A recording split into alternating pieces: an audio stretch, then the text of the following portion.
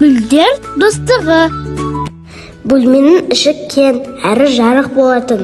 Терезенің алдындағы қызғылт жасылды гүлдер бөлменің сәнін кіргізіп салтанатын асырғандай. Гүл өсіруші қыз оларға асқан мейіріммен қарап ерекше күтім жасайтын. Осыған орай гүлдер де күн санап құлпыра түсті. Бірде терезенің алдында тұрған гүлдер өз ара әңгіме дүкен құрды. Олар бір-бірінің суығына таңдана қарады.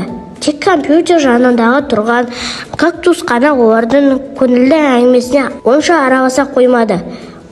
Оның көңілсіз күйін байқаған гүл өсіруші қыз кактусты гүлдердің жанына әкеліп қойды. Ертесіне таңертең ұйқыдан оянған қызды гүлдер тұрған бөлмедегі шу елін еткізді.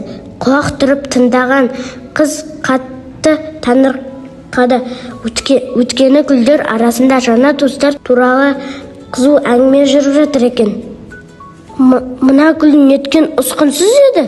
Жапырақтың орнына тікен өсіп кеткен несі? Деді әдемі гүлдің біреуі. Сонда екіншісі, шынымен де өзі сонда сүйкімсіз екен деді. Біздің жанымызға неге әкеліп қойған? Оның бізбен теңесетіндей қандай ерекше қасиеті бар екен, деді алғашқысы. Мұны естіген кактус көңілі жабырқап, мұңайып қалды. Осы көріністі сырттай бақылап тұрған қыз, сендер босқа таласпаңдар. Әрине осы бөлменің ажары мен сәні сендерсіңдер. Бөлме хош иіс таратып, жұпар ауа толтырасыңдар. Әр кез көңілге қуаныш сыйлайсыңдар. Адамның көңілін сергітіп, еңбекке құлшындырасыңдар. Ал кактус түрі сүйкімсіз болғанымен адамға пайдасы ұшан теңіз.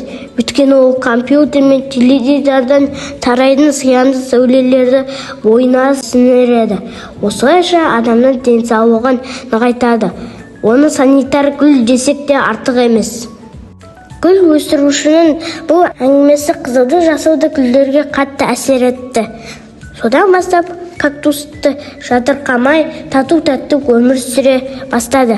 Гүлдердің достығына риза болған қыз оларға аса мейіріммен қарап сүйсініп тұрды.